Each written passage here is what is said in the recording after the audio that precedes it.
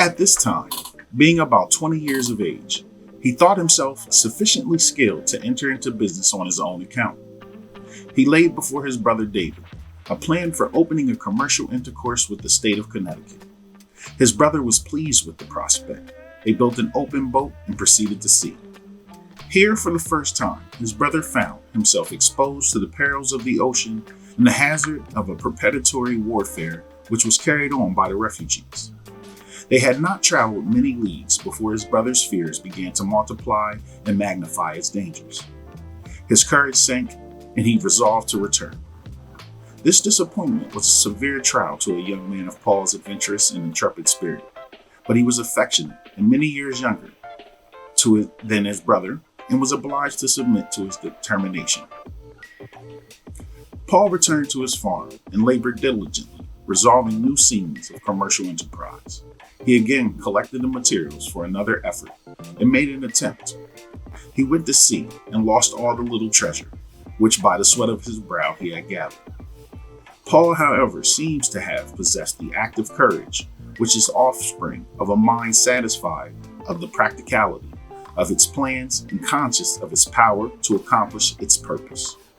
He therefore resolutely determined to persevere in the road which he had marked out for himself.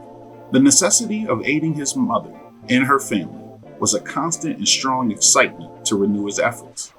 His friends were not sufficient to procure a boat, but in order to alleviate this difficulty, he set himself earnestly to work, and with his own hands formed and completed a boat from keel and gunwale. This vessel was without a deck, but he had been on a whaling voyage and was therefore perfectly skilled in its management.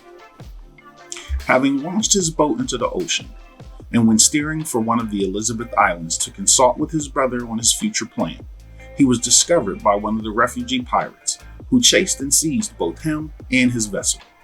Robbed of everything, he returned home penniless, but without sinking under his discouragements. Thus circumstanced, he applied to his brother David, who, though deterred by one of success, for which had hitherto attended to Paul's attempts, yet acquiesced to his proposal to build another boat if he would furnish the materials. This being accomplished, the respectability of Paul Cuffe's character at this time procured him sufficient credit to enable him to purchase cargo. He proceeded to Nantucket, and on his voyage was again chased by the refugee pirates, but escaped them by night coming. He, however, struck upon a rock on one of the Elizabeth Islands, and so far injured his boat as to render it necessary for him to return to Westport to refit. Which being accomplished, he again set out for Nantucket, where he arrived in safety, but did not dispose of his cargo to advantage. He afterwards undertook a similar voyage with better success, but as he was returning home, he again fell to the hands of the pirates and was deprived of all except his boat, which they permitted him to take, not, however, without his being received personal injury and ill treatment from. At the time of his father's decease, Paul had not received the benefits of education and scarcely knew the letters of the alphabet.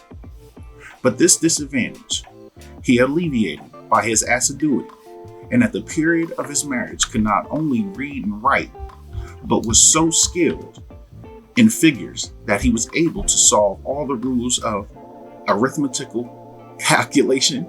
He then applied himself to navigation, in which, by the assistance of a friend, he made a rapid progress and found himself able to engage in nautical and commercial undertakings of great extent.